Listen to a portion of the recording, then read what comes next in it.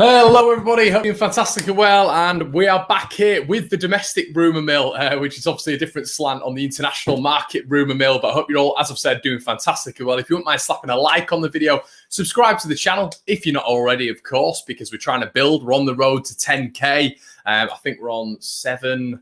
Are we on 7? No, we're on 9-7. We're on 9-7. So yeah, if you wouldn't mind doing me a big favour, slapping a like. We're on the road to trying to get more and more new channel people involved in the channel. So yeah, as I've said there, if you want to help the channel, we do 3 times a week on Patreon. Link in the description, and one-off donations, guys, mean the world. It means I can just do this full time, which is what I want to do. I want this to be a job one day, reporting on Leeds for you guys and broadcasting it. So let me know in the comment section below what you think about that. But anyway, let's get on to it. We're on last night. We're talking about this, that, and the other.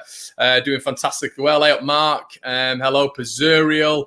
Izzy Crazy Gamer. I think Izzy Elliott Crazy Gamer. Morning, mate. Right, okay, let's get into your news anyway. Now, me and my old man were just talking, and it's really interesting before we get into the specifics of the transfer window and who I personally think we should go for, but we've done some really good business. Leeds the 3rd highest spenders in the market, behind Chelsea and maybe Villa. I can't remember. I can't recall. I think it's Villa. But the interesting point for me is going to be how well we've done, the breadth of signings we've brought in. Obviously, we're all talking about a number 8. We're all talking about a 10. Now, we saw at the weekend how well Rodrigo did in that transition when he came on and he sort of adapted to it. I thought it was absolutely fabulous at the weekend. It was fabulous against Sheffield United. There's always questions of whether or not he could adapt from the formation we had at Sheffield United, whether or not he could do that in the City game. And boy, did he do it. He was brilliant. Arguably the best player on the pitch. So across the squad, we've done really, really well. You know, Robin Cook, obviously we've got the loans down to the permanent deals. And co, you know, Gelhard, the youth, Drama, Greenwood, yada, yada, yada. And obviously the signing last night of Rafinha. So across the board, I think we've done really, really well. It's been a really good window. If I'm to nitpick a couple of things, I would definitely, if you turn around to me now and just said, Connor, are you sound with the signings? Yeah, definitely. Don't get me wrong. I'm sound with the signings. I am happy. But I think we still need 1 or 2 more. I would say that, and that's me being really greedy. But if you're not wanting to make our players just transition into these positions like we've had with Dallas for a couple of years now, I would still be happy going out for another couple of signings. Now, if you're just talking about, you know, what Leeds want, we've seen in the Yorkshire Evening Post this morning, they're reporting that Leeds are still in for a central midfielder. And we'll get onto that in just a little second. But overall, I mean, where you're looking, for me, it's got to be. I still don't understand the hype about not having another goalkeeper. I don't get it. This isn't bashing Meslier. What if he gets injured? What if Meslier gets injured? Then what? Coming up against a Liverpool or a Chelsea further on down the line, and Meslier's injured. What's the solution there? We've not signed, you know, we've got Elia Capriel there, but it doesn't seem like he's favoured really. He's in the squad, he's out the squad. For me, it's a position where we've got to strengthen. We have to strengthen. If that is Angus Gunn on loan or whatever it may be, you know, we've got one loan signing available left.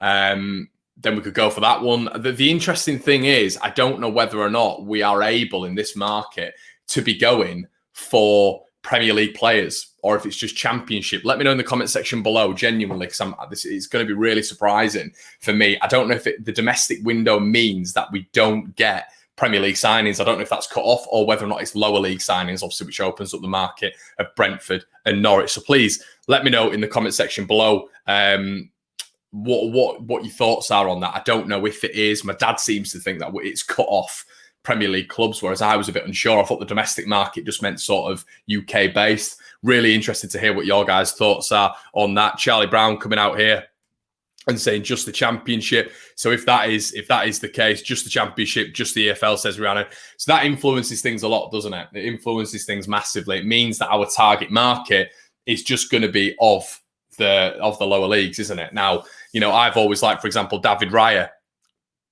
at Brentford. Really like Raya. I think he's a really good keeper, good shot stopper. Someone like him as a backup to Meslier would be brilliant.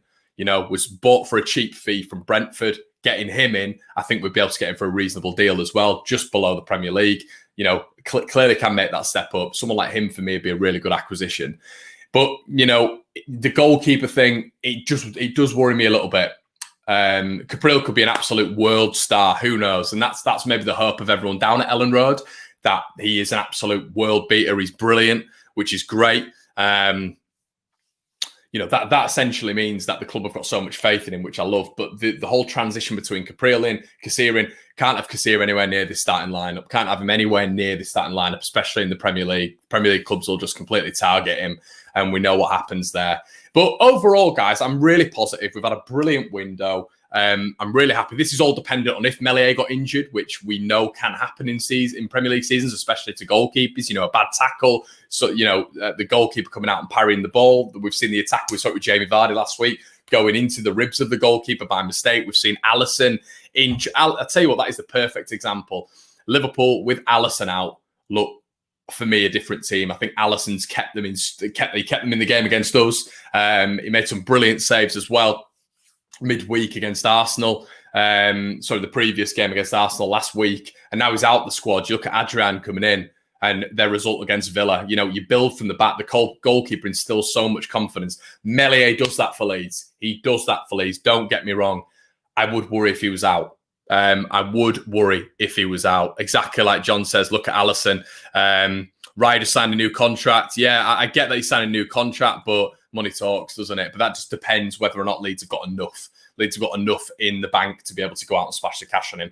Because the reason, when he gets a new contract, it's not going to be cheap. And I genuinely don't think, this is just my perspective. It's my perspective, my take on things. I'm not saying Leeds are going to do this, but this is a fan channel. It's for you guys to talk as well. And I just think, Paul G saying he's fine as backup. Paul, why? Why is he fine as backup? What's he proved? I just do not get it. Maybe I'm watching a different game to when Kasir is playing. I'm not here to slate him, but for me as a backup, I'd be going Caprile. And I've not seen enough of Caprile. I don't think any of us have seen enough of Caprile.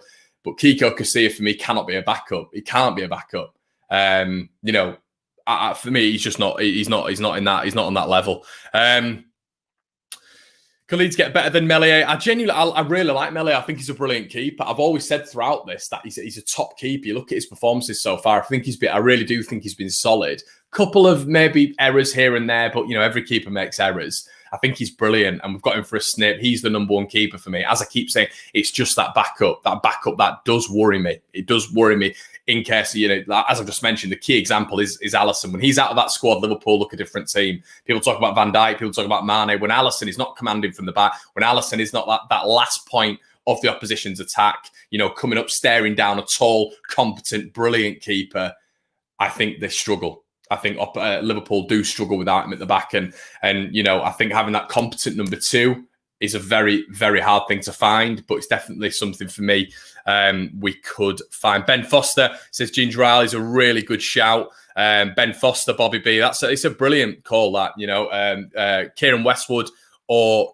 Ben Foster. AD's coming out and saying exactly with that Mane, Alisson and Hendo, you'd have walked through Liverpool as well. Yeah, AD, it's a really good point, and I'm really happy that you brought that up, mate, because some Villa fans have been saying this, that, and the other about Leeds. I like Villa. I think Villa are a good club, similar to us.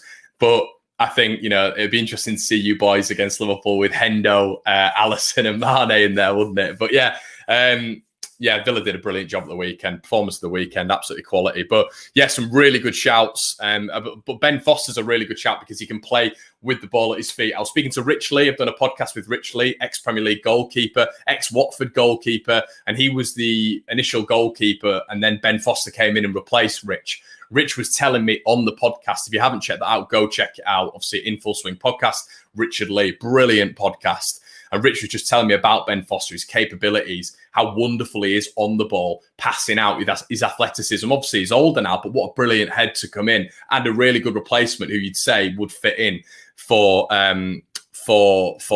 if Meslier was injured for me. But yeah, guys, that's just my preference. What would Connor want? Connor would want a new keeper, not a new keeper, a backup keeper who can help Meslier when the injuries potentially happened for me, because I think that we all know that we'd all be a bit panicky. You know, we all know we will be a bit panicky if Meslier was to get injured. So let's get on to what we're looking at today, and let's get on to, you know, just a little bit of news that we're talking about. You know, we get into it, don't we, on One Leeds. So here we go. We saw this yesterday. This was a bit of a late night occurrence. Leeds United player seals late Ellen Road exit, and obviously that was Matthias Bogus leaving the club. Good luck, Matthias. I'm sure he'll do very well out there. Technically gifted and a very good player. We saw something under Paul as well. Now, this was where the sort of illustration of the central midfielder was highlighted. Now, we did not want a new midfielder due to Adam Forshell's fitness issues, and a move was made for Michael Cuisance before the Bayern Munich midfielder failed to pass a medical at Ellen Road. Now, with this article, it was really interesting because it was talking about a centre midfielder. And this sort of influences my choices on who I would get from the lower leagues. I'm sure you guys can see from the thumbnail who I'd be really excited to get. Those players for me, or one of those players, can make that transition into the 8, and they can play in the 10, and they can play out wide. So that's a really good aspect in terms of versatility. But if we are just solidly going for a central midfielder, I think in this market it could be a little bit more difficult for Leeds, because obviously if we're just looking down below, a central midfielder, a standardised central midfielder, is very difficult for me to find in that championship market, in the lower league market.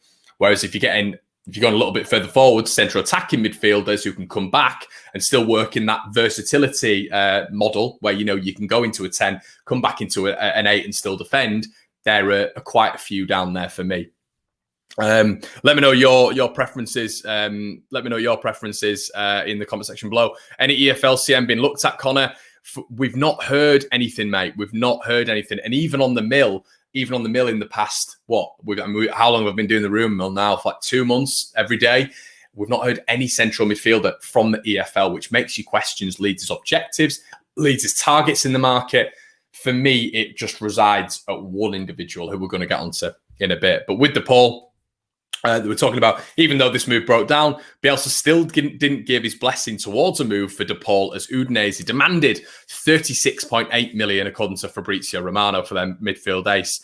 Bielsa clearly didn't feel that DePaul was worth that kind of money, and that a move for him would mean the club wouldn't be able to afford a new winger. And that's the key aspect of it with that move. Bielsa clearly just didn't want Leeds to go in for it. Do you think Leeds would have gone in for it? Yes. And this is really interesting in terms of targets as well, because Cuisance was probably that central midfielder, but DePaul wasn't that central midfielder. He's more of a 10. He doesn't get back as much as Cuisance. He isn't that combative midfielder that Cuisance is. He's a bit more of a luxury player, DePaul is. So it's interesting whether or not our targets have moved from a 10 to an 8. That's what I'm trying to get my head round. That's what I'm trying to get my head round with Leeds, or whether or not we'll go for the 10. And as I've just said previously, the versatility aspect will come into it. That's going to be really interesting for me to see.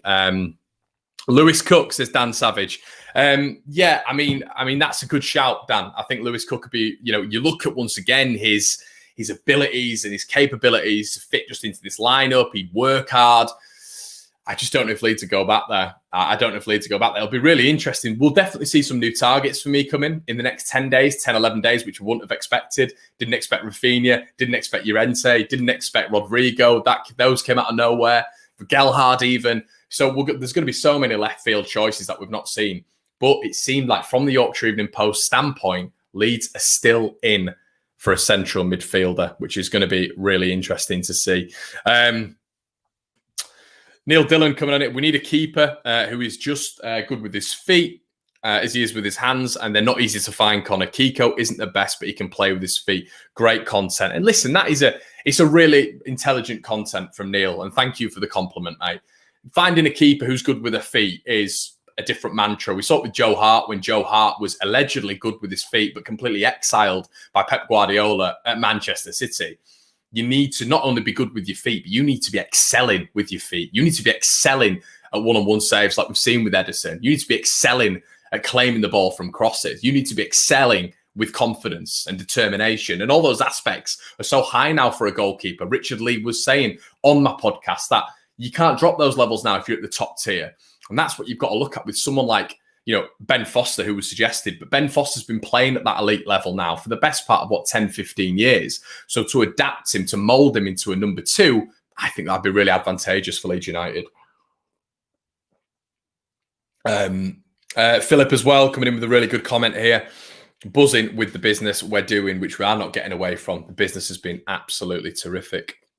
So we've looked at that, and then we're just moving on to this again. Now, this is the clarification that we're looking at earlier in terms of Leeds looking still in for the market. Both they and Sheffield United still have one more position they would like to fill, but with the Football League signing still possible until a week on Friday, they could yet do before trading for the trading 2020 comes to an end. Leeds have been looking for an attacking midfielder to provide cover for 35-year-old Pablo Hernandez, Jack O'Connell's knee surgery, overlapping centre midfielder. The Whites could still turn to Norwich City's Todd Cantwell. Now, this keeps coming up. It keeps coming up. The Yorkshire Evening Post have reported it. From what I've heard, Cantwell wants the move, and I've heard that. I don't know whether or not he's pushing the move, but he does want the move. He wants to leave Norwich City. He's out the squad. A lot of people are talking about, well, does he play in the 8? Well, he doesn't play in the 8, no. But he has played in the 8. He's so versatile. Left, right, CM, 10, whatever. Cantwell's played there. And we'll see that on the heat map in just a second. But Cantwell, Leeds United still want to add another signing despite the closure of the transfer window. The Yorkshire Evening Post report, obviously, with a picture of Todd Cantwell. Now, for me, he's the obvious one. Now, with the closure of the international market as well, I think a big thing to take into account is the attention now that is going to be on the domestic market. There is going to be so many more eyes on the domestic market, so many more eyes on Todd Cantwell, Buendia, Benrahma. Those eyes are going to be heavy now. And I think that's why, interestingly enough, from what I've heard from an individual, Everton got Ben Godfrey done when they did, because they were concerned that there was going to be far more interest as well in Ben Godfrey when this market opened up. So you're going to get the likes of Crystal Palace, West Ham, Burnley, for me, really excelling in this market. Obviously, we know Crystal Palace have been looking at a replacement, a direct replacement for Eze. That likelihood is going to be someone like Benrahma, but it's going to be really interesting to see the interest peak from other clubs now, because all the clubs were domestic. And I thought Everton made a really shrewd move yesterday, getting a domestic signing done. Sorry, I meant international, not domestic. That clubs have been looking at since yesterday. So now clubs are going to be fully focused for me on the domestic standpoint, which is going to be really, really interesting to see. A lot of people talking about Jack Wilshere. I'm not a massive fan of Jack Wilshere. He's always injured. He's always on the treatment bench. I've just seen up there as well. I'll just get onto yours in a second, Jeff. Daniel Bentley, Connor, really good. Yeah, I think it's a good shout, Daniel Bentley. It's got mistakes in him, though, for me. Todd Cantwell or Lewis Cook, different players once again. But if you're asking me right now, Todd Cantwell all day. Cantwell might be the most effective out of the potential EFL options to fill that role. Is Cantwell a Bielsa player, though, Connor? Now, when you're referring to dynamism on the wings and you're referring to a quick tempo, no. But you look at someone like Pablo Hernandez. Pablo Hernandez is also a little bit of a luxury player. He's a little bit slower, but he's technically gifted. And as I talk about on this channel so much, he's versatile and his capabilities are through the roof. That turn of pace isn't with Todd Cantwell, but it's never been with Pablo Hernandez. Imagine an understudy of Todd Cantwell with his abilities on the ball with someone like Pablo Hernandez. I think, the close control, the innovativeness, the creativity of Cantwell would just profit from someone like Pablo Hernandez. And I think it'd be a really astute signing from Leeds, for me personally. But yeah, it's an interesting point in terms of, is he a Bielsa type of player? I think the answer to that is he can be adapted into a Bielsa type of player. And now these are the positions he can occupy as well. There's a lot of people talking about, can he play central midfield? Well, yeah, he can. Now, for me, this is sort of the positions that he occupies really well. It's sort of a bit of a mix mash, really, because obviously you can see there his natural position is on the left. He's not going to occupy the left. We know that if we are going in for him. Now, his other position is attacking midfield and right wing as well. But we've also just said as well that he's going to have that capability of playing in the 10 and the 8 for me. And that's just based on the Leeds target so far, Cuisance, but De Paul as well, because there's a difference there. As I've just said, Cuisance is an 8, De Paul is a 10. So Leeds clearly, we did put a bid in for De Paul. So we're still looking at a 10. We know Rodrigo can fill that void, though. Rodrigo's been brilliant. Where's Rafinha going to fit in all this? Is he going to be moulded? Is he going to transition into a different position? We don't know with Bielsa. We've seen Stuart Dallas transition from a right winger to a left back. The possibilities are endless under Marcelo Bielsa, but it's going to be really interesting to see the sort of squad depth. I still think they're going to look for a replacement for Pablo, though. I think, figuring out the whole solution with Cuisance was the fact that instead of having Dallas moving in there when Forshaw's injured, I personally don't think Forshaw will play for Leeds again. I really think this injury's killing him. It really is. And I think if Leeds get another player in during the market who can fill that hole, Forshaw's going to be second, third fiddle, even though Bielsa loves him. I think we've always been sort of trying to sort that position out and put Dallas in there when Dallas is a left back or a right winger. We need a standardised central midfielder, an 8 or a 10. And I think Leeds are going to be looking at that because I think they're sick of sort of filling that void when we don't know what to do in that position. You know what I mean? So I think when Forshaw's out, we need a direct replacement. I think that's what Leeds are looking at for me. That's definitely what Leeds will be looking at. A lot of people talking about Bradley Dack, John Swift. I just don't know with John Swift. I don't know if he's quick enough in the transitions for me. But here's a little player profile on Cantwell. Cantwell is very well known for his playing style and very outgoing personality, which manifests itself in glorious dance moves and celebrations with his teammates. The now 20-year-old has been a big presence in Norwich's lineup, and his intelligent movement, vision to pass the ball superbly, and fluid positioning across the pitch make him a standout performer on a regular basis. And that's the thing with him. It's difficult to pinpoint his exact position, which is what we've just alluded to, which makes him unpredictable. When we pair that up with a great technique and a mean pass, we get a clearer picture of the kind of midfielder he is. Usually, he will identify the free pockets of space and then aim to exploit them by advancing up the pitch and then hurting the opposition where they least expect it. Of course, he's still fairly young, so he's bound to improve. So this is it. It's the projection again of his potential. He's 21, 22. He's got so many years left in him.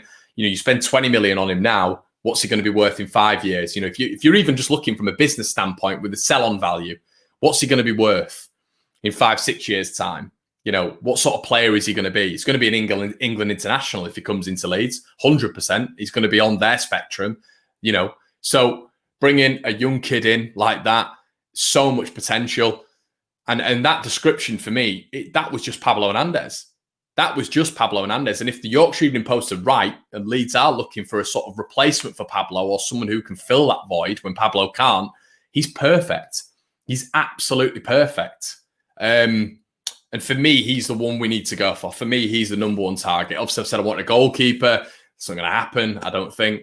But realistically, Todd Cantwell is the one that Leeds need to go for me. And it's going to be really interesting to see whether or not we do make any moves on that front. Bogus would have been good cover, but he wanted to start. Bogus is another one. We know about the quality of Matthias Bogus, but is that maybe a little bit of a sign as well? Is that a sign that Leeds are looking at a central attacking midfielder or, central midfielder? We always sort of knew that he was going to go out, Bogus, but he went out late last night. Are Leeds still thinking we'll put one in there? Because Bogus potentially could have been a little bit of a backup. But, what normally happens is you get a central attacking midfielder in, then one of the youngsters has to move on. They have to move on, because they're not going to get a lot of playing time. They're not going to get in the squad. So is that what Leeds were thinking with Matthias Bogus last night? Likelihood is he was always going to go out on loan. But was that a little bit of a push factor? The fact that he's never going to get in. Obviously we know the likes of Rodrigo, Pablo Hernandez. So could someone else morph into that role? But I hate saying that. Could someone else morph into that role? We need someone for that role, for me. Now, let's move on to the next one. Now, it's Emi Buendia. Now, I want to hear your comments in the section about Emi Buendia. We're going to go. This is going to be quite a long one, this. But, I like it. I like talking to you guys about potential transfers. We're going to be doing this on the daily. And, I think getting your guys' opinions vital. Obviously, it's a fan channel. Emi Buendia, here he is. Now, big talking point, where does he play? Where does he play? Does he fill that void? That's for me, it's the big question. Buendia here, obviously, is citizenship Argentina, Spain, and this is where you see a little bit of his heat map once again. Now, a lot of people saying he doesn't play attacking midfield. I've seen Emi Buendia play attacking midfield in the Championship before, so he certainly can occupy that position. I think the difference here is with Cantwell, the reason they put him sort of right mid and left mid as opposed to right winger and left winger is his ability to get the ball and transition from the midfield third into the attacking third. He works back consistently. Does Todd Cantwell, as does Buendia, but I think Buendia as well is that luxury player, to be honest. We've seen he can play attacking midfield, which fills that void. We've seen that Leeds have had a vested interest. We've seen that he's Argentinian, so he's got that Bielsa link. We've seen once again that he's young, only 23 years of age. We've seen market value 13 million. Now, could Leeds get that for a good deal? Could we get a good deal for him? Now, I was speaking to Chris Reeve from Talk Norwich City. And me and Chris were talking, and he said, mate, you look at the Ben Godfrey signing that Everton have just made, we're becoming that sort of selling outfit. And I said, well, hold on, you've rejected a bid for Aaron's. You've allegedly asked for a certain amount with Todd, but he said, no, listen, mate, this is something that is happening within the club. We are looking to offload these players. So that's a really interesting point. Buendia, a little bit different. He played at the weekend, looked very good, was giving it all for the shirt, looked annoyed when he was brought off, sort of punched the chair. And I don't know if that was to do with just frustration with the manager, frustration that he'd been brought off. He didn't look happy. Do you read into that? Who knows? I mean, this is football, isn't it? We read into absolutely everything. Jam as well coming up with a good point here, saying Buendia had the 4th most tackles in the Premier League last season. And as George says here, Buendia's got fantastic defensive numbers, works back a lot. Yeah, his statistics were ridiculously high. But I think what I meant with, maybe not defensive, that's probably the wrong way of putting it with Cantwell in comparison to Buendia. That's the wrong way of putting it. I think they illustrate Cantwell as a right mid and a left mid on transfer market because he picks the ball up extremely deep, whereas Buendia's starting position is a little bit higher. It's got nothing to do with his defensive capabilities, really, because I think he had the 4th most defensive trackbacks in the division last year in the Premier League. So Buendia would be absolutely idyllic. In this Bielsa side. And he can play central attacking midfield, which, it's a key facet. Now, WhoScored.com illustrate his strength. I mean, look at the strengths. Absolutely ridiculous. And, his weakness only been discipline. That's fine with me. I'm sure Bielsa would sort that out, but that could be a potential problem, of course. But his passing, through balls, key passes, defensive contribution are all extremely strong. Dribbling, tackling, set pieces are all strong. Style of play, likes to play long balls, gets fouled often, cut inside, layoffs, which obviously is key for a central attacking midfielder, likes to tackle and commit fouls often, which I'm fine with. I'm absolutely fine with. So let me know in the comment section below, guys. What would you think to that? Norgard, I've seen a lot of people say, I think the difference with Norgard is he'd be a Calvin replacement, and I don't think he'd move on. You look at the Danish national side as well. He sits in front of the defence. Brentford, he sits in front of the defence. That's not an 8 for me. That obviously is definitely not a 10. So I just don't see that one happening, to be quite honest with you.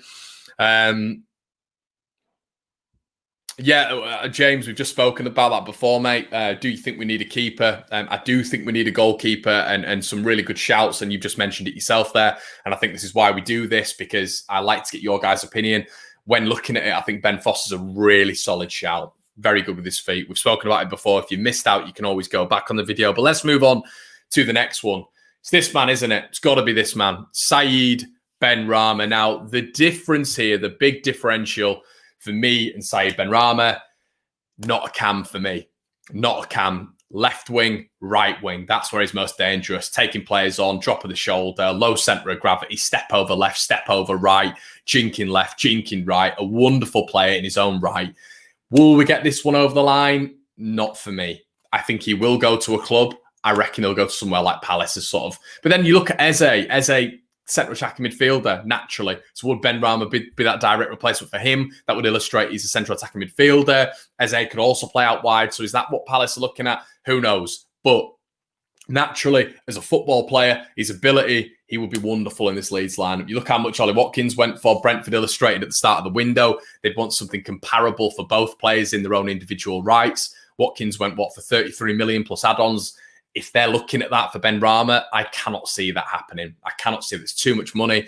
Leeds are not going to be able to afford that. Do we desperately need him with the signing, with the acquisition of someone like Rafinha, who for me is a bit of a spitting image of him, and he's played at the higher level? I would be happy with Rafinha. I think him and Benrahma are very similar players, and we've got the better player for me. Played at the higher level, and we've got better value for him. So yeah, I mean, I would be happy with him in terms of Rafinha in that position. As you can see here, his main position is left, his other position is right. I don't think naturally he is that player who is going to be just sitting in behind, Patrick Bamford, as Craig says here. He's going to be playing that role as well, which is just in behind Patrick Bamford, but his wages are going to be ridiculous as well. They're going to be absolutely ridiculous. But naturally, as a football player, you always want you always want the best players, and I think someone like him is potentially someone who, capability-wise, would fit into this Leeds side. It seems like a lot of you are annoyed by the fact that he made that video. But yeah, listen, if you're asking me for three, Cantwell, Buendia and Benrahma will be my top three. I don't think you can say anyone from that lower division. Leeds are just going in for a central attacking midfielder /8. We're not going in for a keeper, so there's no point talking about Ben Foster. There's no talking about Daniel Bentley. If we're going for that role, it's going to be one of those three. And for me, the likelihood is Todd's number one, Buendia's number two, and Benrahma's number three. And I think Todd, out of them all, the interesting thing is Leeds are still talking about being in the market for a central midfielder. We only now know that we can go to the lower leagues. Yeah. What centre midfield domestic target would I go for, Connor? It's a difficult question, Brandon, because if we're just talking central midfielders, standardised central midfielders, it's a very difficult question because I don't think there are any out there that fit in. A lot of you were talking about Lewis Cook. Not for me. I like Lewis Cook. Lewis Cook went to my school. So, I like him. But he doesn't, not for me. No, he doesn't improve the squad at all for me. And he's a good player, but he's a good player. He's not an elite player, which I think Leeds are looking at. I think Todd Cantwell could be an elite player, and he has played centre midfield. And he can play in the 8, and he can play in the 10. So for me, it has to be Todd Cantwell. It has to be Todd Cantwell. Matt Davis as well saying Swift plays an 8 and cheaper than Cantwell. I don't know if he would be cheaper than Cantwell, to be honest, mate. Obviously, Redknapp made that flying start. Quoted in January, a lot of people looking at John Swift at 20 million. I think Sheffield United had an option to buy him for a little bit cheaper, but they pulled out. I just don't know whether or not he would be working hard enough in this Leeds setup. And that could be the criticism for Todd Cantwell. But from speaking to Chris, Todd Cantwell does so much off the ball that people don't realise. They get distracted by the fact he's got blonde hair and does TikToks, so he doesn't work hard, apparently. So that's the thing with Todd Cantwell. He's got this whole mirage around him because he does TikToks and has long flowing hair, so he doesn't work hard and he's just there for celebrations and goals. I think there is a lot more off the ball work from Todd Cantwell than people realise. So yeah, that would be for me. As Pandaman says here, this is a really good point as well. A lot of people talking about Lewis Cook, saying, he'd be a great signing. Well, what's the difference with Shackleton? Shackleton's a better footballer than Lewis Cook for me. Better footballer than Lewis Cook. It's a really good point from Pandam in that. Why would you go out and get Lewis Cook when you've got a really good youth system at Leeds, which are producing players like Jamie Shackleton, who's been quoted, by the way, by some people down at Leeds who I know of as being one of the best academy products that's been ever produced by Leeds United, and he loves Leeds, absolutely loves Leeds. It's just because Shackleton's not getting the game time at the minute. I don't think Lewis Cook is better than Jamie Shackleton, so I don't see why we'd sort of regress and go back there when that ship's already sailed and we've got a better player in there for me. That's my personal opinion anyway. You guys might disagree. But I think he's better than him. As Adi says here as well, I'd take Cantwell at Villa, definitely. Obviously, they've got a brilliant replacement in someone like Barkley. I think he's a brilliant player, brilliant addition there. So, yeah, I mean, as Dougal says, Rafinha as Cam, is it possible, Connor? I believe it is Cam, but I think we're losing too much out wide if he goes Cam. He's a tricky little player. He's a wonderful player, playing at the top level, very good, both feet, tricky. I just watched him at the weekend. I thought he was absolutely superb on the wing. Yeah, maybe he could morph into the central attacking midfield, but maybe that's going to be a role for Rodrigo. So, yeah, I guess we've kind of got depth there in terms of Hernandez and Rodrigo. But this is Leeds. Leeds apparently want another central midfielder. Whether or not it's an 8, whether or not it's a 10, we do not know. So, guys, as I always say on this channel, this is it. Don't worry, we'll be producing content consistently through the window. Don't worry about that. As I say always, if you want to help the channel, new videos 3 times a week on Patreon, link in the description. We've got a load of patrons now who are loving the content. And one-off donations are also available on PayPal if you just want to help the channel, which means I don't have to go get a job and I can try do this if you're enjoying the content on a full-time basis. If not, I'm struggling to do it on a full-time basis. So thank you so much for your support. I'll be back tomorrow. We've got something for you later on with Rob Mulholland. So that should be exciting. I know you guys love Rob. So hopefully, if he does respond to my text, we'll get him on a little bit later on. We'll have some content for you later on as well. We're just trying to produce this all the time. Have a cracking day, as I always say. And yeah, join me this afternoon for the episode with Rob Mulholland. Guys, have a cracking day. I'll see you in a bit.